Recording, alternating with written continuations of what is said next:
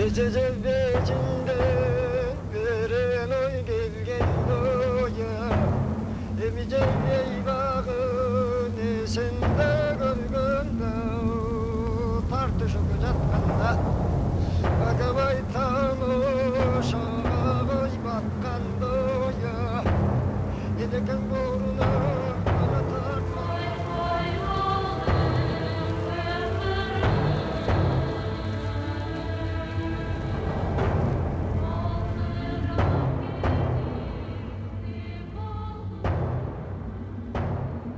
Человек идет прямо, потому что у него есть цель. Он знает, куда он идет. Избрав себе цель, он идет к ней, не сворачивая.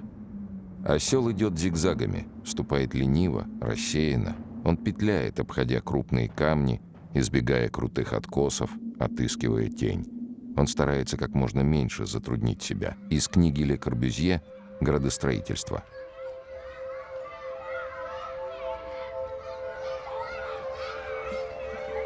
Чем дальше вглубь времени уходит от нас век 20, тем более четко выкристаллизовываются эпизоды нашей недавней истории, которые могут быть объективно оценены только с высоты прошедших лет. На первый взгляд эпизоды могут показаться незначительными, рядовыми, похожими на сотни тысяч других. Но при внимательном изучении мы начинаем осознавать их неприходящее значение.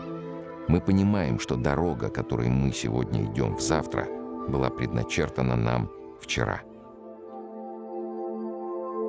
Мы хотим рассказать о Мухтаре Омархановиче Ауэзове, всего об одном эпизоде из его трудной, но насыщенной, как океан, жизни.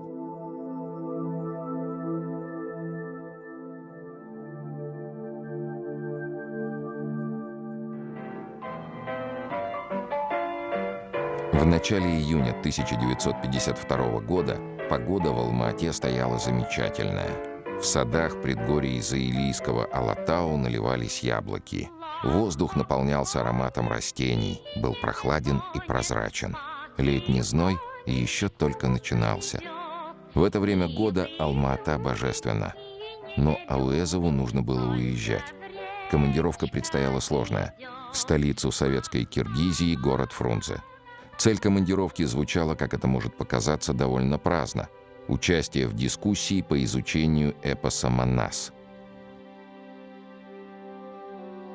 Мухтар Ауэзов в 1951 году подвергся гонениям у нас. В Казахстане выходили статьи о том, что вот он издал, собрал сборник казахских народных сказок, и там допустил много ошибок националистического плана, социального плана, дескать, как писали в этих критических газетах, восхвалял султанов, ханов, не критиковал их в сказках.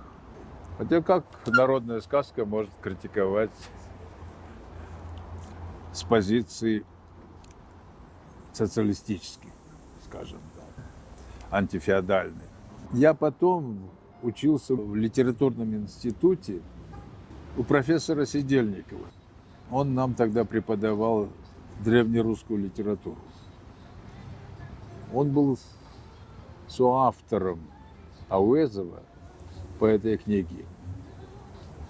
Казахские народные сказки, изданные в Гослите. Ауэзова преследовали, из Сидельникова приписывали казахский национализм тогда. Потом этот Сидельников как раз мне дал работу «Тюркизмы в слове о полку Игореве», на базе которой я написал свою книгу дальнейшую. Вот. И в 1952 году, когда в Бишкеке, Фрунзе, тогда еще Фрунзе, состоялась всесоюзная конференция по Манасу. И Манас подвергался такой же точно огульной критике, как и казахские народные сказки. Ауэзов понимал, что совещание во Фрунзе организовано не просто так. Партийная идеологическая машина не способна отформатировать в свои клише такую глыбу, как Манас. А если так, то он должен быть либо отредактирован в строго идеологическом русле, либо, что много проще, уничтожен. Достаточно навесить ярлык «феодально-байский пережиток», либо обвинить в махровом национализме. Еще хуже, если найдут следы пантюркизма. И если это случится, то такая же фатальная судьба ждет поэтическое наследие других народов Советской империи. Таким образом, Ауэзов стоял перед выбором, непростым выбором. Либо промолчать, либо сказать слово, которое могло стать последним. Это был 1952 год. Непобедимый и наводящий ужас Айдахар Сталин дряхлел, но был жив. Город Фрунзе, а ныне Бишкек, встретил Ауэзова предрассветной тишиной. Только пирамидальные тополя, покачиваясь от ветра, шуршали листвой. Удивительно, но в то утро даже птиц не было слышно. С чего же началось увлечение Ауэзова Манасом? Откуда такая заинтересованность? Манасқа ең алғаш баруы 22-23 жылдары. Ташкентте Орта Азия университетінің еркін тыңдаушысы болып жүрген. Сол кезде Манас туралы зерттеу ойлары келеді. Сол кездегі үлкен жиында, сол кездегі үкімет адамдарының алдында жасаған баяндамасында Манас туралы үлкен толғақты сөздер айтады. Уже тогда он утверждал, 70-80 лет тому назад казахский этнограф Чакан Валиханов изучал эпос Манас. Он сравнил эпос с Илиадой, а его вторую часть, Семетей, назвал Центральноазиатской Одиссеей. Существуют наши героические эпосы Кабланды, Алпамыс, Ертаргын, лирические любовные эпосы Кыз-Жибек, Айман-Шалпан и написанные на старо-чагатайском языке Султан Кераглу, Заркум, Салсал. Мы должны сохранить эти богатства народного творчества. Для того времени это были весьма серьезные заявления, особенно если учесть, что на собрании присутствовали Турар Рыскулов, в то время заместитель наркома по делам национальностей РСФСР, и Султанбек Кажанов, инструктор ЦК ВКПБ по национальным вопросам. Выступление Ауэзова в Казанпросе не осталось незамеченным. Уже на следующий год известный в то время фольклорист, этнограф и историк Абубакир Диваев предлагает молодому Ауэзову принять участие в научной экспедиции в Чингисскую волость для сбора сохранившихся рукописей Абая и других исследователей. Отметим, что участие в этой экспедиции принимали Халел Досмухамедов и Макжан Жумабаев, которые были активными деятелями политической партии «Алаш». И этот факт не останется незамеченным. Ауэзову об этом еще напомнят. Но в то время никто об этом не думал. Все были страстно увлечены изучением нового океана народных знаний. Ауэзов уже тогда четко понимал, какие несметные богатства еще только предстоит найти и представить миру. Позже он писал: «Читать о прошлом приходилось в потускневшей, ослабнувшей памяти моих престарелых собеседников. Многое приходилось оживлять своими догадками, расшифровывать путем сопоставления с рассказами другого собеседника. С этими воспоминаниями приходилось обращаться бережно и осторожно, как запоздалый путник, отыскав в пепле костра, оставленного давно ушедшим караваном, тлеющий уголек, бережно и осторожно раздувает его, вызывая своим дыханием огонь».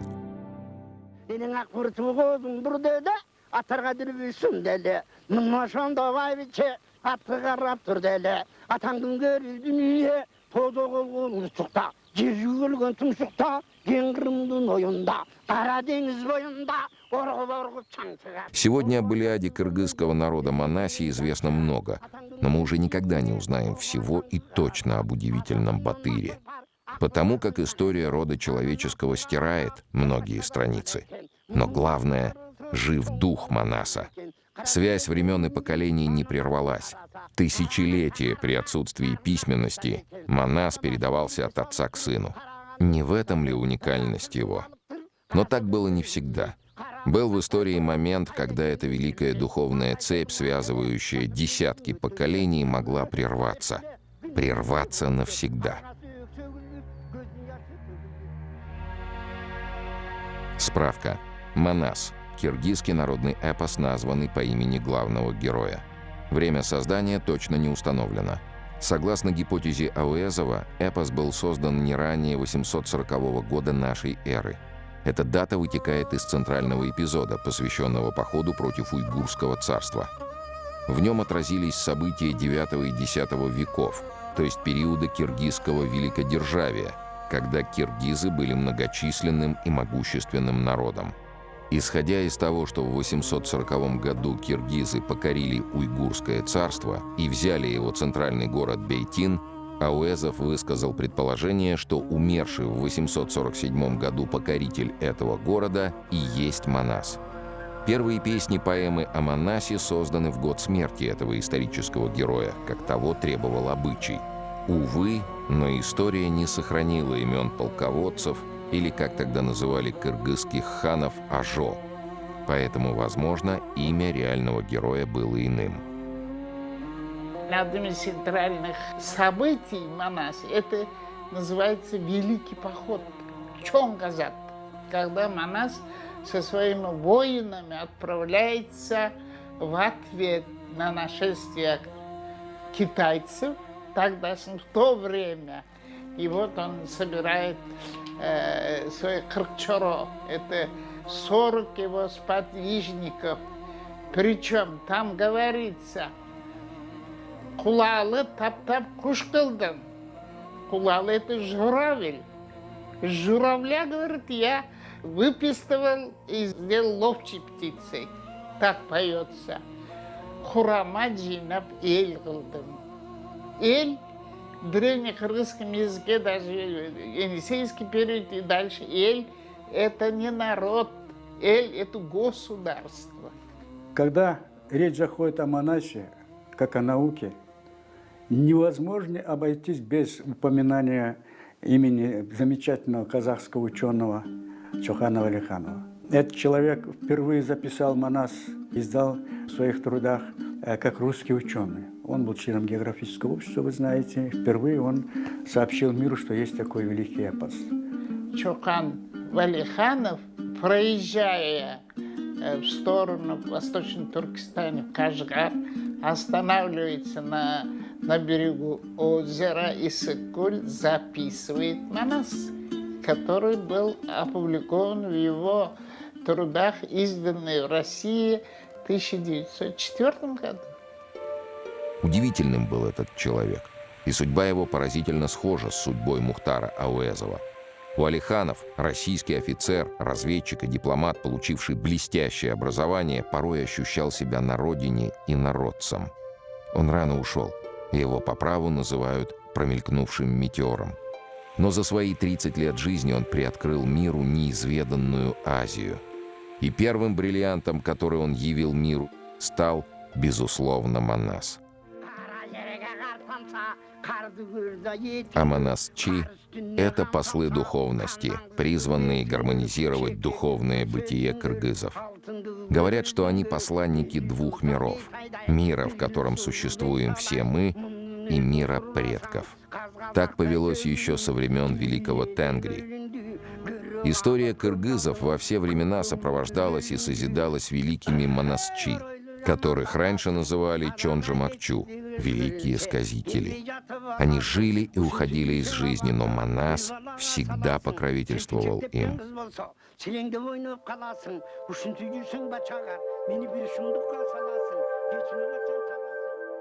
Оберегая эпос Манас и Манасчи, общество оберегает мир духовности.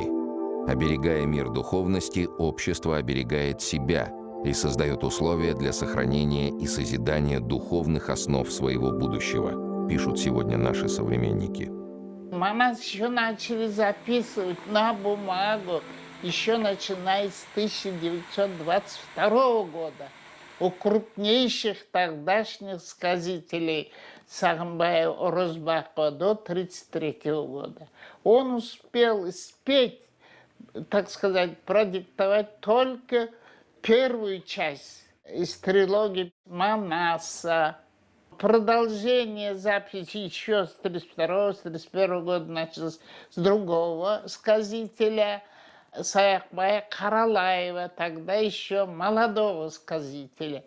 Командировки в разные места, поэты были народные, которые части Манаса пели, части Семетея пели, части Сейтека. Таким образом, накопилось больше 30 вариантов эпоса. В 1928 году Мухтар Ауэзов приезжает в столицу советской Киргизии, город Фрунзе, для изучения и сбора материалов об эпосе «Манас». К этому времени имя Ауэзова было широко известно. К 30 годам он уже являлся действительным членом Восточно-Сибирского отделения Российского географического общества, известным драматургом и педагогом. Его произведения и публицистика широко обсуждались среди интеллигенции. Именно в этом году выходит в свет его знаменитый роман «Каилы-Заман». Кроме того, Мухтар Амарханович уже был известен как крупнейший специалист по изучению древнего эпоса. Это подтверждает тот факт, что именно ему было поручено написание фундаментального научного труда по наследию Манаса сектором монасоведения научно-исследовательского института. Ауэзов взялся за работу с присущим ему рвением. Он всегда был жаден до знаний. Мынау блокнот барлығы араб әрпінде жазылған. Сол алғаш зерттеуге барған кезде манасшылармен жолығып, әңгіме сұхбат құрып, солардан жазып алған нелерін мына блокноттарға түсіп отырған. Осында 4-5 блокнот бар. Барлығы сол 28 жылы сол Қырғыз еліне барған кезде солардың манасшылардың аузынан жазып алған жырлар, деректер, әртүрлі аңыздар, тағы да басқа материалдар.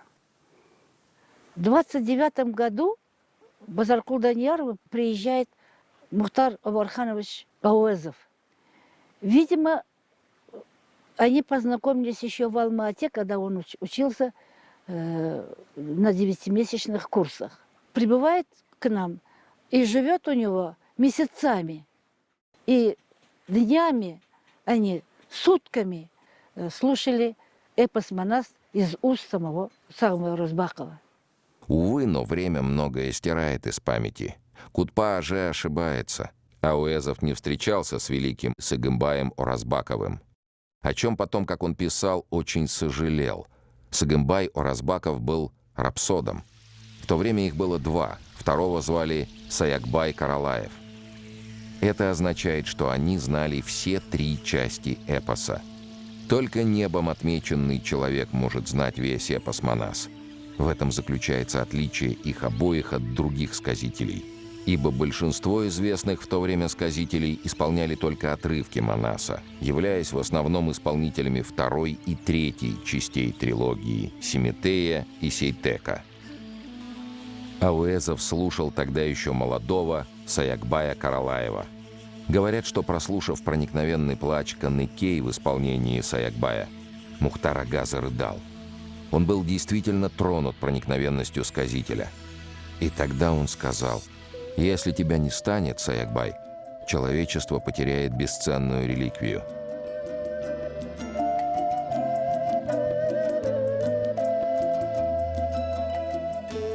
Во время работы Ауэзов неоднократно устраивает публичные выступления многих монасчи. И каждое выступление тщательно записывалось, сопоставлялось. Так из многих сказаний выкристаллизовывался литературный вариант бессмертного творения. Результатом этой работы явилось исследование «Сказители Манаса и слушательская среда». Безусловно, в судьбе монасоведческой науки эпос бы просуществовал, но самой науки, как науки о Манасе, безусловно, решающую роль сыграл Мухтар Амарханович Ауэзов. Многие люди, которые впервые начали собирать и говорить о Манасе, в том числе Арабаев, который записывал, Тынстанов, Евгений Поливанов, все они в конечном счете были расстреляны. Вот. Ну, каким-то чудом Бог спас Мухтара Мархановича, хотя он в пекле был этих споров. Нужно сказать, в начале 30-х годов, до